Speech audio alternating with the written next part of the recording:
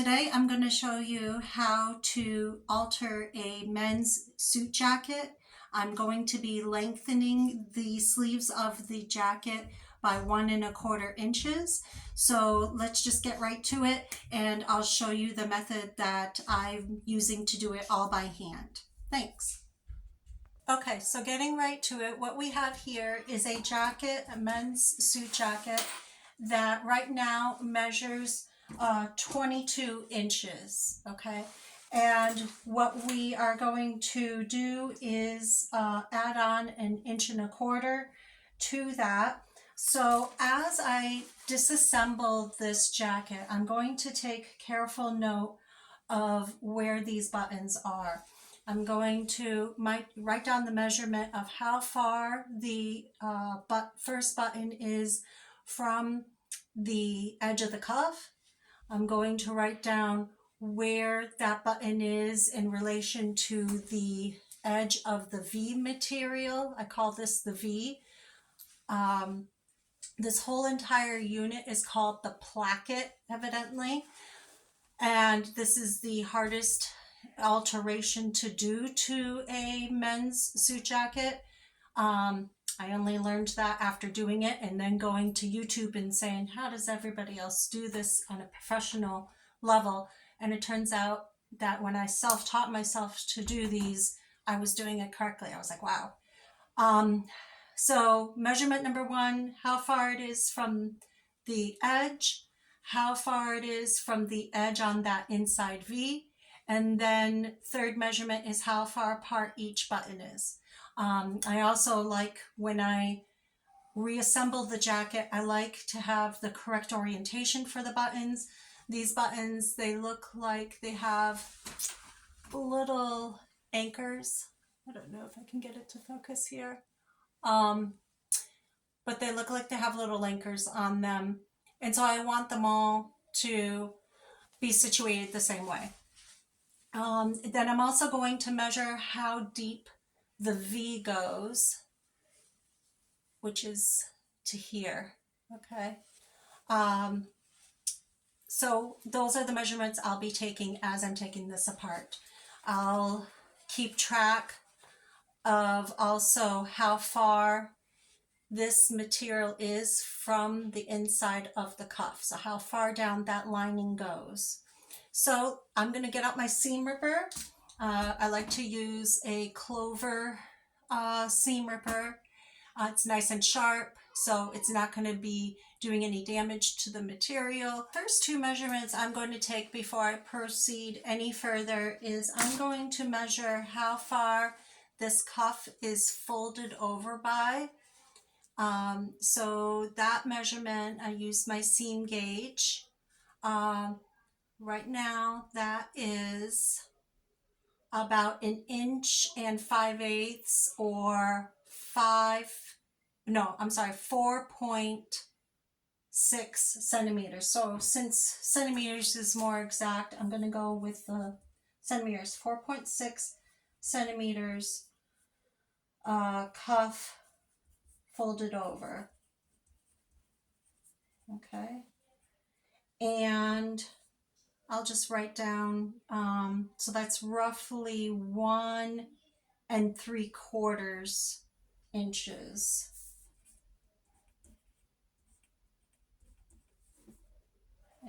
Okay. And that's going to help me when I go to reassemble it, because I'm being told by the client to lengthen it by 1 1/4 inches, and all that's inside here is 1 3/4. So I will end up having only 1/2 inch, because I'm marking all this down. I'll have 1/2 inch of just folding this back down here. Okay. Now I'm going to take this measurement of the lining, and the lining is 2 1/4 inches folded over lining. Okay, so that means when I go to sew this back together from the 2 1/4, I'm going to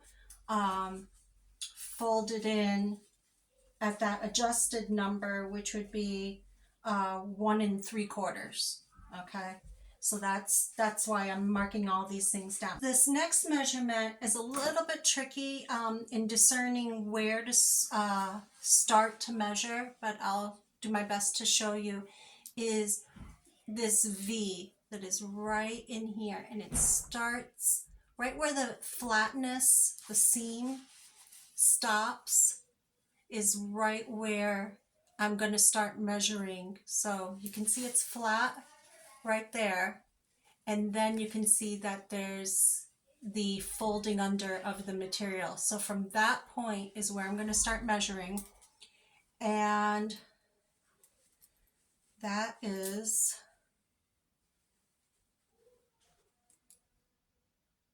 3 3/4 of an inch. Okay, and I call that the V.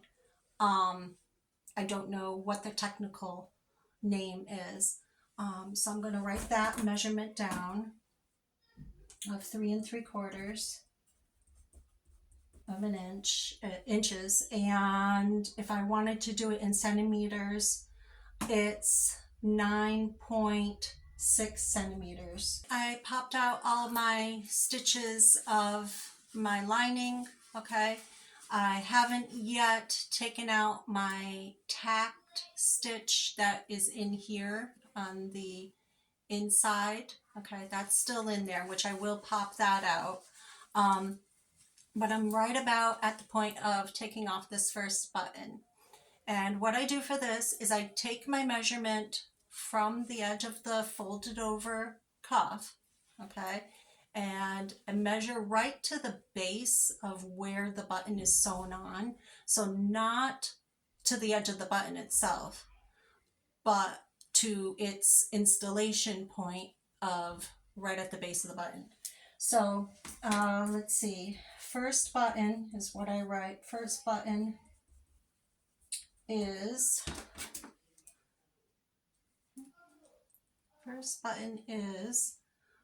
1.5 inches from edge. 1.5 from edge of cuff. And from this inside of the V, I guess you can call it, this edge right here, okay, because that's going to fold back over onto the other one. So the inside edge right against here, okay. The distance of that, I'm going to guess, is 1/4 inch, but let's see. From the base, it's about, it's 1/2 inch, okay. So 1/2 inch from inside of the edge, okay. And then from the base of the second button, their installation points, from the base of the second button to the base of the first button, the spacing of that is, it's almost 1 inch. I'm going to say it's 7/8 of an inch. 7/8 inches apart are the buttons. Okay, so here's my measurements, and I'll flip the camera around so we can look at them one more time.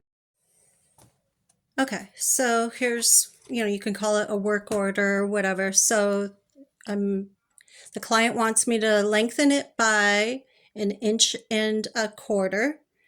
My measurement of my folded cuff, this, how much the cuff is folded. Where'd that sleeve go? Here it is. Okay, sorry about that. So the measurement that this material is folded over by is 1 3/4. Okay. Then the measurement of the lining, how much that is folded over by, is 2 1/4. Then how deep the V is 3 3/4, and that's all popped apart now. Okay, that was 3 3/4 from the edge there, because that point is going to move. And here's a view of what the assembled other sleeve is, how that looks. So I always only work on one sleeve at a time, and that way, that was my light, I was adjusting it.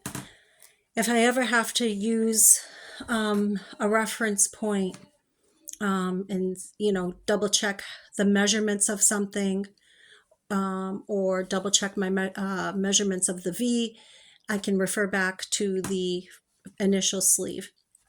So this point right here, where the seam switches from being a flat seam right there to right where it starts to be two separate pieces of material right in there, that is the 3 3/4. Okay, then the first button is the 1.5 inches, so from this outer edge inwards, and then the next measurement is from the edge right here to inside, and then the last measurement is the distance between each of the buttons from their installation points. Okay, so now I'm going to get to reassembling the jacket. At this point, I've removed all of the buttons. I've popped open all of the stitching to what I'm calling the V. I've removed the tacking stitch that was holding the cuff down here. And now I'm going to apply more interfacing to this cuff, because originally the cuff had been shortened, and now we want to add interfacing so that this is all stabilized in here, so that those buttons have something that they're being sewn into. What I'm going to do now is I'm going to remove this old interfacing, because it doesn't go straight across, and that's not ideal for when I reinstall a extended piece of interfacing. So rather than installing new interfacing on top of this, and then the rest of the new interfacing continuing, I'm just going to pull this off. Okay, and that comes off easy enough. I'll trim it if necessary. I don't want to destroy the seam that's over here. So carefully trimming that. I'm going to take some measurements. I'm going to guesstimate how much interfacing I want, how deep I want this to go, and I'm deciding 4 inches I want the interfacing to extend. How I arrived at that measurement is I had a cuff from another jacket that I had removed, and this one, the amount of interfacing was 4 inches wide. So that's where I'm basing that on. So it's going to be 4 inches wide. And then to get the measurement of around, I'm just going to measure from one end to the other end. And that's roughly, flip it this way, roughly 7 inches. But then we multiply it by 2 because it goes around. And so that's going to be 14 inches. So I'm going to cut 2 pieces of interfacing that are going to be 4 inches by 14 long, one for each cuff, but I'm going to be self-disciplined and not rip open that other cuff yet. So I'll just have that piece of interfacing ready. Okay, so I'm here at the iron, and I've got my iron set to low heat, and I wanted to show you the interfacing that I'm going to be using. It's a weft woven type of material. I get this from Barb's Interfacing. And this has glue dots on the inside of it. You probably can't see it, but I can feel them, that they're bumpy. And that's what I like to use for my interfacing. So that's that. I can feel that these are like little glue dots that are here, and the other side is smooth. So I'm going to put this onto the cuff. I'm first going to use clips to just clip it all down and get that nice and straight, and then remove the clips as I'm ironing it.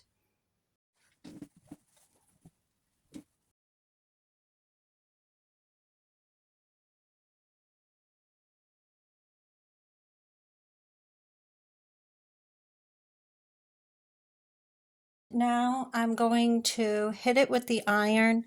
I'm going to use a dry iron, and again, I've got that on low heat, and this is just to fuse that interfacing onto the cuff material.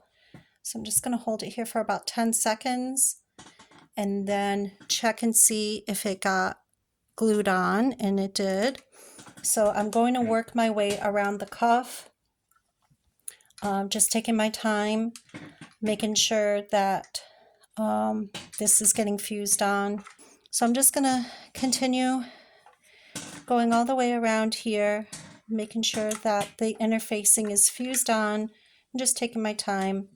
So what I did was I went ahead and I marked off 1.5 inches from my original fold line, which was right here where my fingernail is. Okay, so that was the original, and then I used my ruler, and went 1.25 inches away from there, and I marked that around the entire perimeter. And now what I'm going to do is I'm just going to fold it back, and I'll use my sewing clips to hold that in place, and then hit it with the iron to give me that new ending line, new cuff line. Okay, so that's what I'm going to do next. I've got that all clipped, and now I'm going to take my water bottle mister. I have hard water where I live, so I never put water into my iron. And I'm going to lightly mist this, and that way it'll mimic steam, which this jacket is marked for low steam. I think it's along this collar here. It says low moisture, okay? Low moisture steam press. So keeping that in mind, I'm just gonna hit this just like that. I'll start in the center here because that's the easiest spot to start, and get this in here and press that nice and flat. What I'm doing now is I'm actually going to steam out this seam. I had thought that it would go away when I put in the interfacing, but it didn't. So I'm using, I think it's called a tailor's ham. It's just basically a mini ironing board, and a friend of mine gave it to me.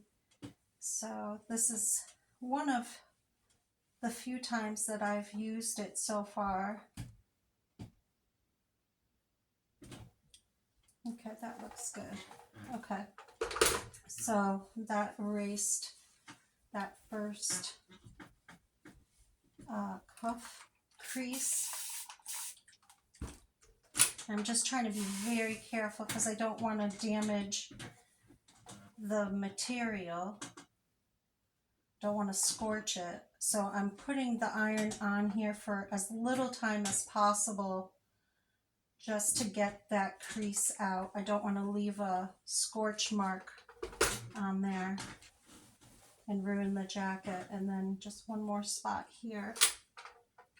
Water first.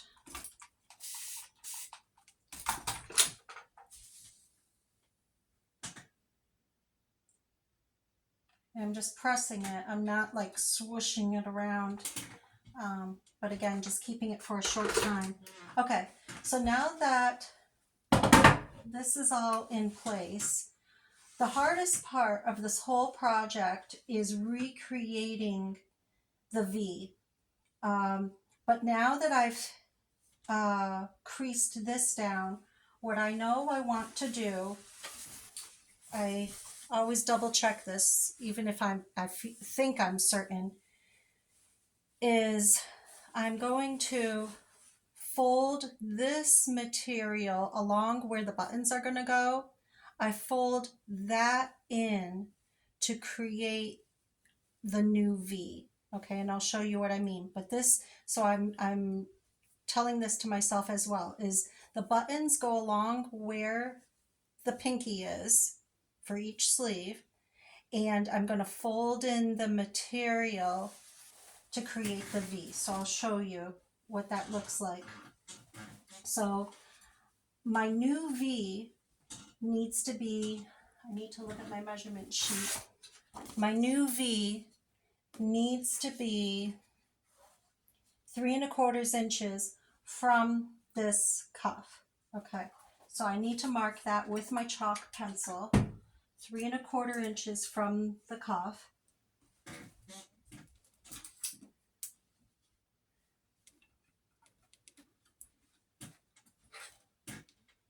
Three and 3/4. Okay, so 3 3/4, which is way down here. Okay, right there. So that means I need to sew this material together up to here. And then once I sew that, then I'll show you how I fold in or let out the material to create that V. So first I'm going to sew this together. I'm just going to do it by hand. I enjoy doing hand work. So I'm just going to go from the inside and use a combination stitch of a running stitch going forwards, little stitches of going forwards, and then a little stitch going back. I'm going to go sit outside and do that and enjoy the nice day. And I'll clip this together, and the way I'll know my stopping point is I'll put in like a red clip. I hand stitched this seam on the inside so that the seam lies flat on the inside, and so I got it right to that white line. Now what I'm going to do is I'm going to steam press this crease here. This is the crease that is not going to get the buttons installed. So it's been my experience that I maintain the 1/4 inch seam that is on the inside here. Feels to me a 1/4 inch. It's actually a 1/2 inch.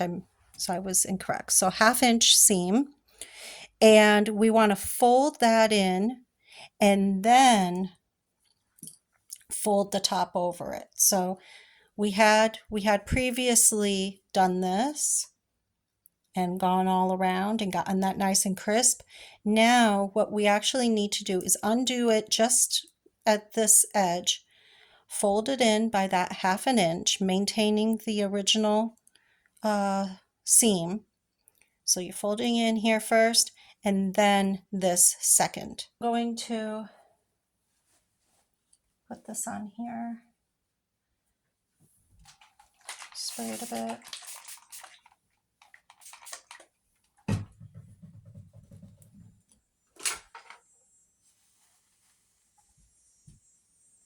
Not swishing it around. I just want to create that crisp line. Okay. All right, so that is completed, and I'm gonna clip it just to hold it still so it's not moving around, because now I want to create this line for myself. Now what I've been doing is I fold it in right here at that 1/2 inch mark where the material has been trained to go in. But then what I do, unfolding that line, is I go in a little bit more, okay, like that. So depending on what type of alteration you're doing, you might need to turn this in a lot or less. So that's what I'm doing here. And then I steam that. And the next step that we're going to do is sew on the buttons. And as I'm a self-taught person, I've learned through experience to not sew the buttons on so that it's going through both of these layers of material, because if we do that, and once we've gotten our cuff all straightened out, if we sew the buttons through this piece that we just ironed down, this isn't situated right. It goes, yeah, it goes this, then this. Okay. If we sew our buttons and we'll be able to see the thread. Okay. So how I want to sew my buttons is I want to just sew straight through this layer of interfacing and through this.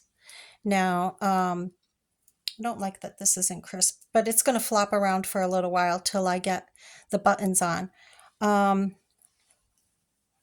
want to get this as crisp as I can. And if I don't get it crisp now, then it'll be very difficult when the buttons are on.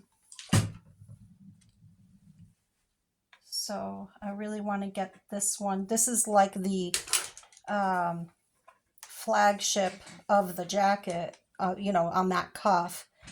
This is where all eyes go, because there's going to be 3 gold or brass colored buttons here. And so all eyes are going to go to this spot, and where that spot hits on the gentleman's cuff, that tells you the, you know, one of the indicators of the goodness of fit. Okay, so looking at my sheet of where I wrote down all my measurements, and using my chalk pencil, I'm going to start to mark out, okay, first button is 1.5 inches from the edge of the cuff.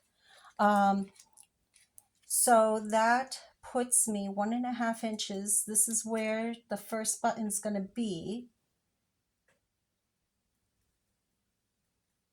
But I want to use the next measurement to tell me where along, let's see, what would that be? That would be the Y if this is the X. I want it 1/2 inch, so that's a little bit closer than I sketched the first time.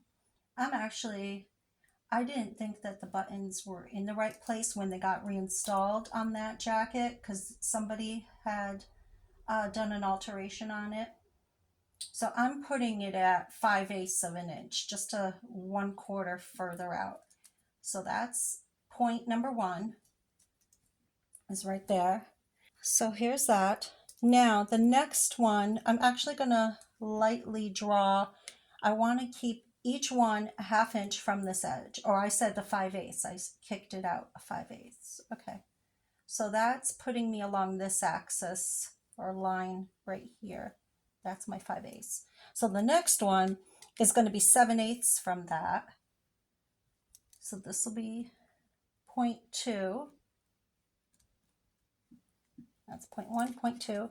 And then 0.3, maintaining the 5/8, puts me here. And 7/8 this way, puts me there. So, about there. Okay.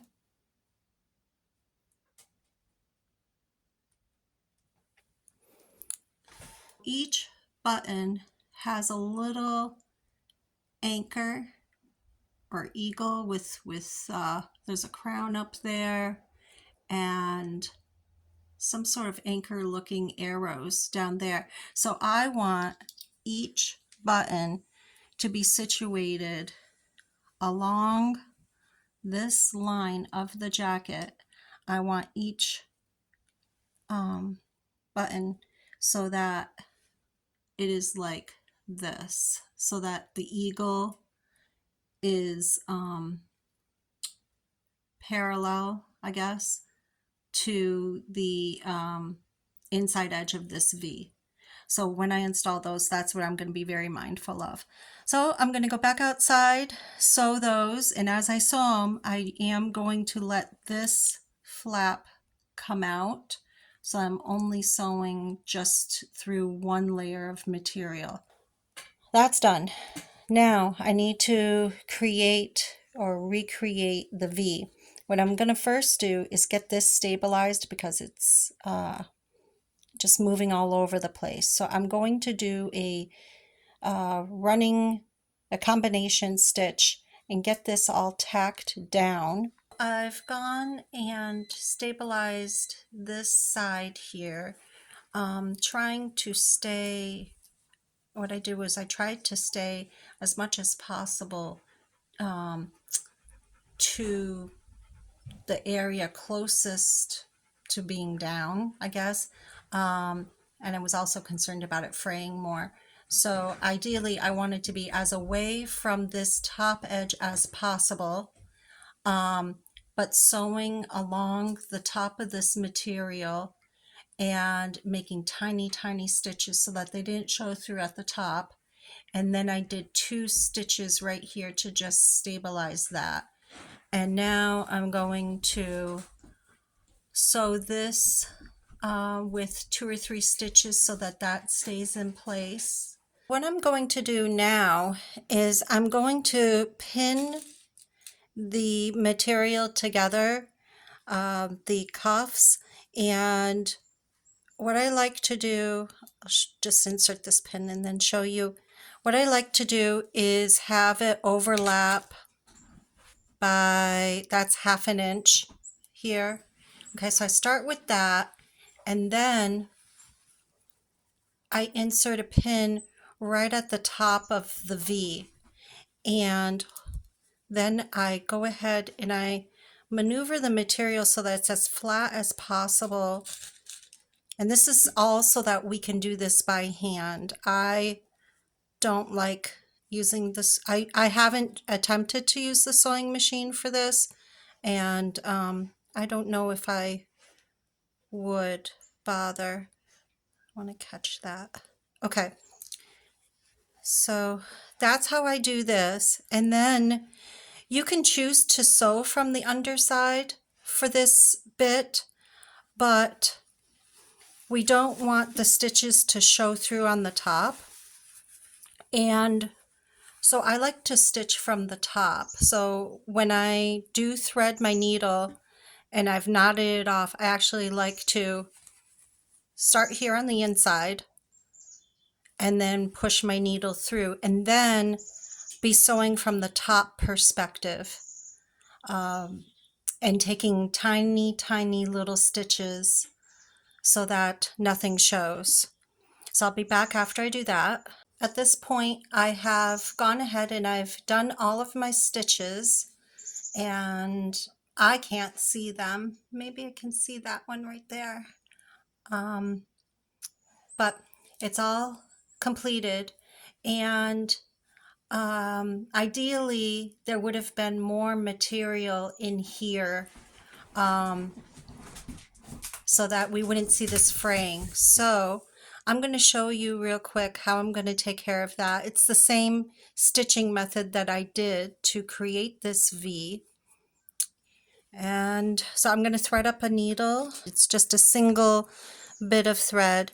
And I'm going to choose to, I guess, I can go from this underside here and get it going. So I'm going to mimic the same type of stitch that I had done, I'm sorry, when I was creating that V. I'm just going to go inwards just a little bit so that I'm covering up more of this material. So up, and then I will go down literally one thread down from my upwards point. I'm just going to go one thread away from that, and that I believe will make the stitch imperceptible. And then just by feel, I'm gonna do a running stitch down and then let it go back up here. So there. And I don't want to pull too tight because that would make the garment or the cuff pucker. And now I'm just going to go back down just one thread of the material, just one thread down, and then come back up. Not that close. Maybe scooch over here a little bit. Okay. And then make sure I've got no puckering. I think that's pretty good.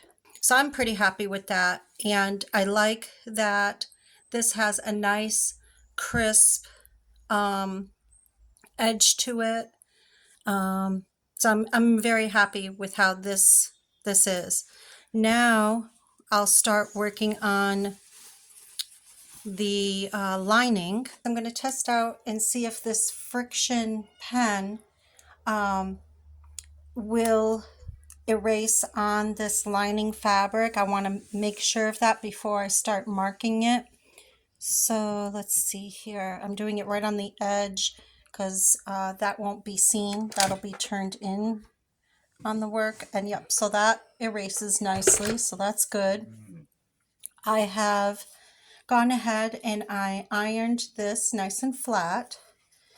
And I'm going to get my ruler and I'm going to start marking several reference points of 1.25 inches, and that'll be where I fold my fabric or crease the fabric. I have seen another method where you can tear apart the sleeve, the lining of the sleeve further up, and then sew the raw edge to the cuff, but I'm not going to do it that way. I'm going to do this whole entire project by hand as if I didn't have a sewing machine, because most people don't have a sewing machine. So I'm going to go around marking that 1.25 inches all the way around the perimeter, and then I'll be back. And what I'm going to do now is using my clips, okay, I'm going to fold back the material so that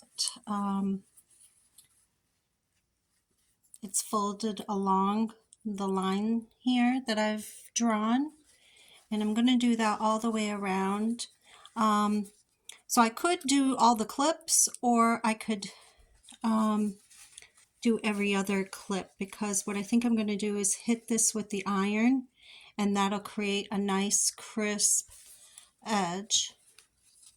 Okay, I've got my iron on low, and that's going to erase these marks, but that's okay.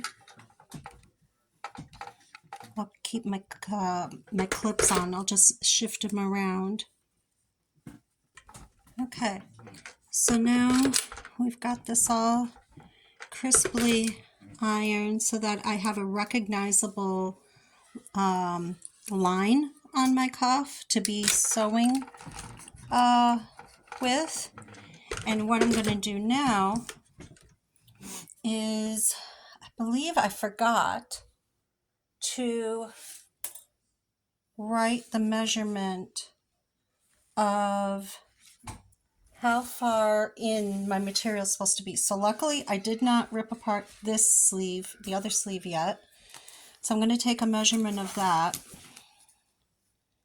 And that's 1/2 inch. Okay, so that tells me that I need to put my material 1/2 inch from the edge.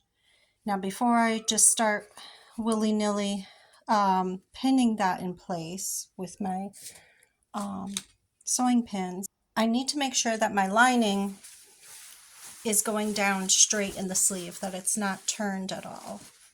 Okay, so I can feel that it's going straight down.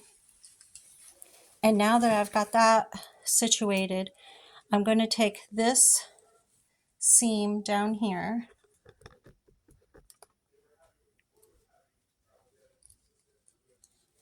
and line it up with this seam right inside here. Okay, and let's see, so I said 1/2 inch from the edge. So let's see here. I'm going to use my seam gauge, and that way I'll use the little blue thing to do the measuring for me. Okay, so right from there, and then putting in the pin. Okay, now I'm going to go to the opposite end of the circle. The inside of this one is a little bit different because there's this inside seam on the lining, and then there's another inside seam on the lining. I don't know if the camera's picking it up. There's this one, and then there's this one right here. And then I've got a center seam at the underside of the arm. So what I'm going to do is I'm going to center those two seams over that center seam. Okay, so that feels right to me. I'm trying to distribute the fabric evenly and then do the pin. So there. Okay, and then do the opposite end of the circle from there. So let's see, right about there. That feels right. And 1/2 inch from there.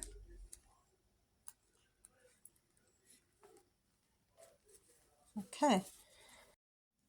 Okay, last part of the video. So I've got a complementary thread and it's all knotted at the end. I can show you how I do my knots, even though this one already has the knot.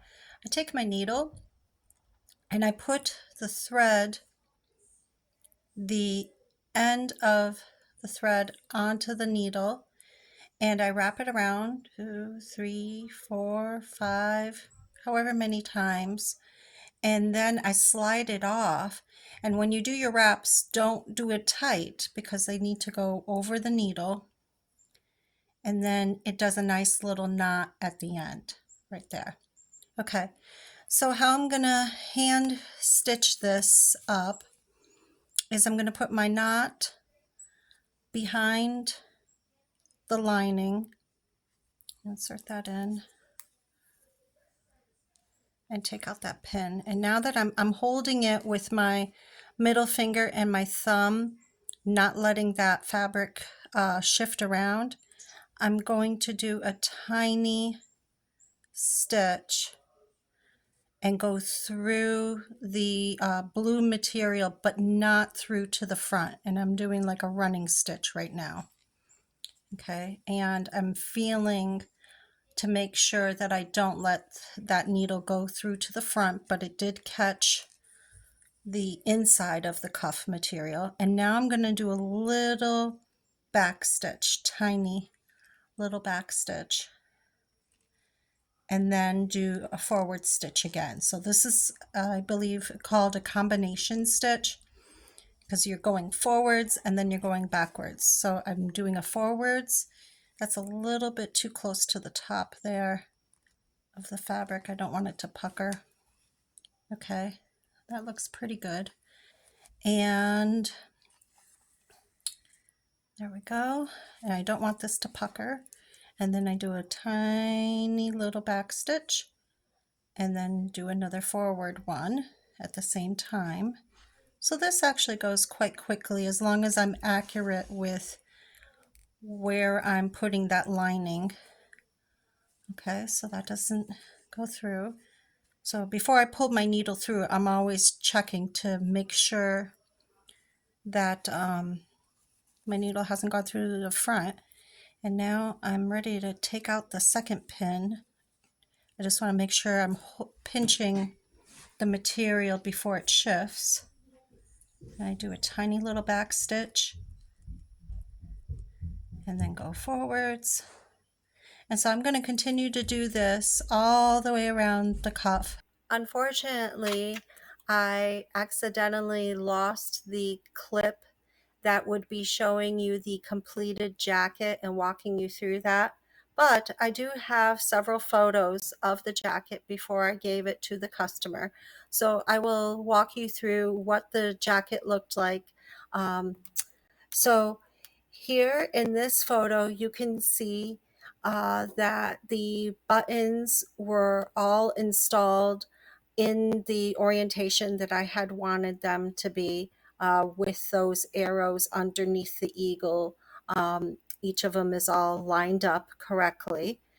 In this photo, you can see the placket, that is the pleat of the sleeve, is nice and straight. It is the correct length for that pleat. That was the same length as the pleat when the jacket came to me. And the overall length of the sleeve worked very well for the gentleman that was going to be wearing it to a wedding that weekend. So that worked out really well. And this last photo is showing that the material that had been really raggedy, that all got secured and situated down so that you couldn't see that from that edge of the cuff sleeve. I really enjoyed doing this project. This was a brand new skill for me to learn.